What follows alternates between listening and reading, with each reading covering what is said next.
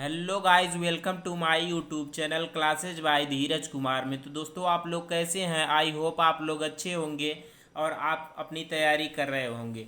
दोस्तों, आज हम लोग इस वीडियो में पढ़ने वाले हैं क्लास 12 मैथ चैप्टर 3 चल रहा है हम लोग का, जो कि आव्यूह पढ़ रहे हैं उसमें मैट्रिक्स। तो उसमें आव्यूह क्या है और यह आव्यूह समझा दिए हैं अच्छे से, बहुत अच्छे तरीके से। तो अगर आप वो वीडियो न देखी हो तो डिस्क्रिप्शन में आपको लिंक दे देंगे, आप वो वीडियो ज़रूर देखिएगा, तभी ये समझ में आएगा। तो दोस्तों, हम लोग अब चलते हैं आगे इसी प्रकार देरी न करते हुए। तो आव्यूह है, आज हम पढ़ेंगे आव्यूह के प्रकार। आज हम क्या पढ़ेंगे? आव्यूह के प्रकार, टाइप्स ऑफ मैट्रिक्स, जो कि हमने आव्यूह पढ़ चुका है। और आव्यूह की कोटि अब पढ़ेंगे आव्यूहों के प्रकार, टाइप्स ऑफ मैट्रिक्स। ठीक, तो सबसे पहले हम पढ़ेंगे स्तंभ आव्यूह। क्या पढ़ेंगे? सबसे पहले हम क्या पढ़ेंगे? स्तंभ आव्यूह। स्तंभ आव्यूह क्या होता है? एक आव्यूह स्तंभ आव्यूह कहलाता है यदि उसमें केवल एक स्तंभ हो। इसमें यह कह रहा है दोस्तों कि जो है एक आव्यूह स्तंभ आव्यूह कहलाता है यदि इसमें केवल एक स्तंभ हो। स्तंभ के मतलब आप लोग जानते होंगे, स्तंभ हम लोग कभी कभी एक खंभे को भी कह देते हैं। तो एक इस प्रकार की लाइन लिखा हुआ अगर रहे तो इसे हम स्तंभ कहेंगे, एक लंबा लंबा, और इसे कोष्टक में लगा देंगे, यही हम लोग का स्तंभ कहलाएगा। तो अगर देखें तो इनकी अगर देखें हम पंक्ति, तो एक अगर इस प्रकार से गिनेंगे, जो कि पिछली वीडियो हमने अच्छे तरीके से समझा दिया है कि इस प्रकार देखेंगे तो ये पंक्ति हो जाएगी 1 2 3 4, तो ये 4 पंक्ति हो जाएगी। तो इसका कहने का तात्पर्य है कि 4 × 1 कोटि का एक स्तंभ आव्यूह है। व्यापक रूप से A बराबर AIJ मतलब M × N मतलब पंक्ति गुणे 1 होता है कोटि का स्तंभ। कहने का कुल मिला के यही तात्पर्य है कि केवल एक स्तंभ हो वह स्तंभ आव्यूह कहलाएगा। आई होप आप इतना समझ गए होंगे। अब हम लोग आगे चलते हैं, आगे देखेंगे क्या है दोस्तों हम लोग का। आगे है इसी प्रकार से पंक्ति आव्यूह। पंक्ति आव्यूह आखिर क्या है? तो पंक्ति आव्यूह देखेंगे। पंक्ति आव्यूह कहलाता है यदि उसमें केवल एक पंक्ति हो तो वह पंक्ति आव्यूह कहलाता है। जिस प्रकार से हम लोग अभी देखे हैं कि स्तंभ आव्यूह क्या होता है, उसी प्रकार जो लिखा था उसमें, तो उसी प्रकार हम इस प्रकार लिख देंगे 2 3 4 6, और जो है इस प्रकार से लगा देंगे तो ये हम लोग का क्या हो जाएगा? पंक्ति आव्यूह। वो कॉलम के हिसाब से था, ऐसे ऐसे था, तो उसे हम स्तंभ आव्यूह बोलते थे। ये पंक्ति है, रो मैट्रिक्स, ये पंक्ति आव्यूह है, इसलिए ये इस प्रकार लिखाएगा 2 3 4 6। अगर इसको हम देखते हैं कोटि के रूप में, तो अगर इसकी कोटि के रूप में अगर हम देखें तो ये हो जाएगा 1 × 4। मतलब कहने का मतलब ये है यम यहाँ 1 हो जाएगा और n 4 हो जाएगा। ठीक, आई होप आप लोग ये समझ गए होंगे पंक्ति आव्यूह। अब हम लोग आगे चलते हैं। तो गाइज हम लोग का है नेक्स्ट जो है तीसरा वर्ग आव्यूह। अब हम वर्ग आव्यूह पढ़ेंगे कि आखिर वर्ग आव्यूह क्या है। वर्ग आव्यूह, इसे इंग्लिश में बोलते हैं स्क्वायर मैट्रिक्स। तो देख लेते हैं वर्ग आव्यूह आखिर क्या है। एक आव्यूह जिसमें पंक्तियों की संख्या स्तंभों की संख्या के समान होती है एक वर्ग आव्यूह कहलाता है। एक M × N आव्यूह वर्ग आव्यूह कहलाता है यदि M बराबर n हो और उसे कोटि n का वर्ग आव्यूह कहते हैं। तो अब हम लोग एग्जाम्पल में देखें तो आप लोग उदाहरण के जैसे देखें, उदाहरण में आपको अच्छे से समझ में आ जाएगा कि आखिर वर्ग आव्यूह है क्या। वर्ग आव्यूह अगर हम लोग देखें कि ये आव्यूह है, 2 हो गया, 3 4 2 1 2 5, इसी प्रकार से 6 हो गया। अब हम लोग का 7। ठीक, तो इसका कहने का ये मतलब है कि वर्ग आव्यूह की एक आव्यूह जिसमें पंक्तियों की संख्या स्तंभों की संख्या के समान होती है। इसका मतलब ये है कि पंक्ति जो है और स्तंभ ये समान हो। अगर हम लोग पंक्ति देखें 1 2 3, ये पंक्ति समान है, 3 पंक्ति हैं। अगर स्तंभ देखें इसी प्रकार से, स्तंभ 1 2 3, स्तंभ 3 हैं। तो इसका कहने का मतलब ये है कि जितनी पंक्ति हो उतना ही क्या हो, उतना ही स्तंभ हो। यही हम लोग का क्या कहलाएगा, वर्गाव्यूह कहलाएगा। मतलब यम इंटू एन जो होता है ये बराबर हो, इसकी कोटि क्या हो, कोटि अगर देखें हम लोग, कोटि मतलब यम बराबर एन हो।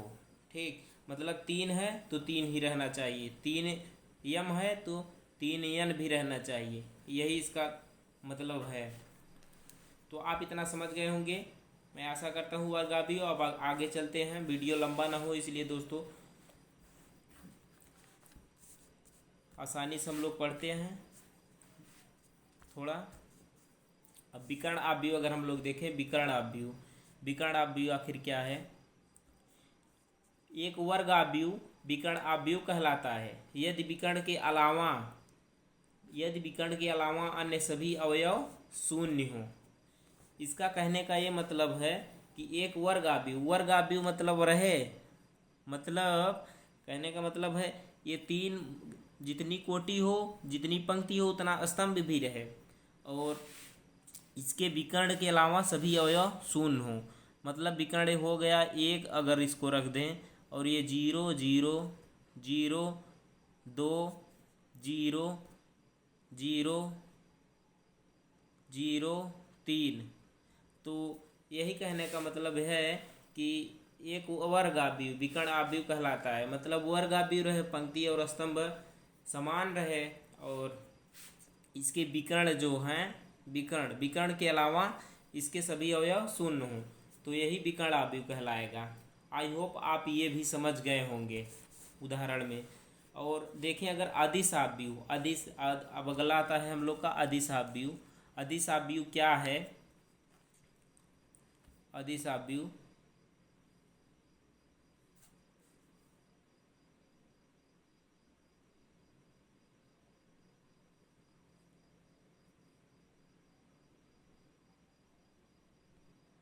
अदिश आव्यूह हम लोग देखें, एक विकर्ण आव्यूह अदिश आव्यूह कहलाता है। कहने का मतलब ये है जो अभी हम पढ़ चुके हैं विकर्ण आव्यूह, वही अदिश आव्यूह कहलाता है यदि इसके विकर्ण के अवयव समान होते हैं। यदि इसके विकर्ण के अवयव समान होते हैं अर्थात एक वर्ग आव्यूह अदिश आव्यूह कहलाता है। मतलब वर्ग आव्यूह रहे और उसके विकर्ण समान हो और बाकी सब शून्य हो, तो वही हम लोग का अदिश आव्यूह कहलाएगा। कि अगर उदाहरण में देखें हम लोग, एग्जाम्पल में अगर देखें, एग्जाम्पल में कि इसके सभी अवयव शून्य हों, 0 नहीं, ये हो गया 1, मतलब विकर्ण समान हो, 1 0 0 0 ये भी रहेगा, 1 0 0 0 1। कहने का मतलब ये है इसका कि ये विकर्ण ये विकर्ण समान हो, यहाँ 1 1 है, ये समान हो और ये 0 0 हो, सभी शून्य हो, तो ये अदिश आव्यूह कहलाएगा। आई होप ये आप समझ गए होंगे। आप ये अगर समझे रहेंगे तो आगे बहुत अच्छी तरीके से सवाल लगाएंगे, कोई दिक्कत नहीं आएगी। इसी प्रकार हम लोग देखते हैं तत्समक आव्यूह। आखिर तत्समक आव्यूह क्या है, तत्समक आव्यूह तो एक वर्ग आव्यूह जिसके विकर्ण के सभी अवयव 1 होते हैं तथा शेष अन्य सभी अवयव शून्य होते हैं, तो तत्समक आव्यूह कहलाते हैं। ठीक, जो अभी हम यहाँ देखे हैं ये 1 नहीं रहेगा, कि इसका मतलब है समान रहें। यहाँ 2 भी हो सकता है, 2 2 आप कर सकते हैं, 2 ये क्षमा चाहते हैं, भूल गए थे। तो ये 2 2 हो जाएगा। यहाँ 3 3 भी हो सकता है, मतलब विकर्ण समान रहे, चाहे 3 हो, चाहे 4 हो, चाहे 5 हो, बस समान होना चाहिए हम लोग का बस। इसी प्रकार तत्समक आव्यूह में होता है कि एक वर्ग आव्यूह जिसके विकर्ण के सभी अवयव एक होते हैं, इसमें केवल एक होते हैं, ना कि चेंजेज होते हैं। कि अगर उदाहरण के तौर पे देखें हम इसको, उदाहरण एग्जाम्पल,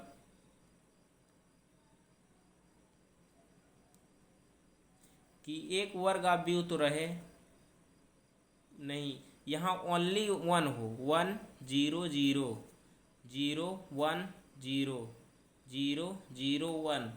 इसका कहने का मतलब ये है कि ये जो विकर्ण है केवल एक हो और बाकी सब 0 हो, तो ये हम लोग का क्या कहलाएगा? तत्समक आव्यूह कहलाएगा। आप लोग ये माइंड में एकदम फिट कर लीजिए। ठीक, तो इतना समझ गए होंगे आप। एग्जाम्पल के तौर पे हमने समझा दिया कि ये विकर्ण एक हो, ना कि 2 3, केवल ओनली एक हो, बाकी सब शून्य हो, तो ये हम लोग का तत्समक आव्यूह कहलाएगा। अब आगे देख लेते हैं दोस्तों। तो दोस्तों अगला, अब हम अगला देख रहे हैं शून्य आव्यूह। शून्य आव्यूह क्या होता है? एक आव्यूह शून्य आव्यूह कहलाता है। एक आव्यूह शून्य आव्यूह अथवा रिक्त आव्यूह कहलाता है यदि इसके अवयव शून्य हो। ये एकदम आसान है दोस्तों, ये आप लोग को तुरंत समझ में आ जाएगा कि शून्य आव्यूह आखिर है क्या। मतलब वर्ग आव्यूह रहे, वर्ग आव्यूह भी हो सकता है, और जो है ये मतलब शून्य रहे। इसमें पूरा कहने का तात्पर्य ये है कि ये शून्य रहे, सभी अवयव शून्य हो, तो ये शून्य आव्यूह कहलाएगा। इसी प्रकार ये होगा। इसी प्रकार एक देख लेते हैं, और ये पहला आप रख दीजिए, ये दूसरा।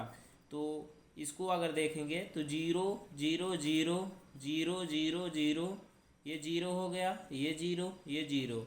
कहने का मतलब है ये पूरा जो है शून्य रहे, ये पूरा शून्य हो, तो वह शून्य आव्यूह कहलाएगा। आई होप दोस्तों आप लोग को ये समझ में आया होगा, मैं आशा करता हूँ। दोस्तों अगर वीडियो अच्छी लगी हो तो आप वीडियो को लाइक ज़रूर कीजिएगा।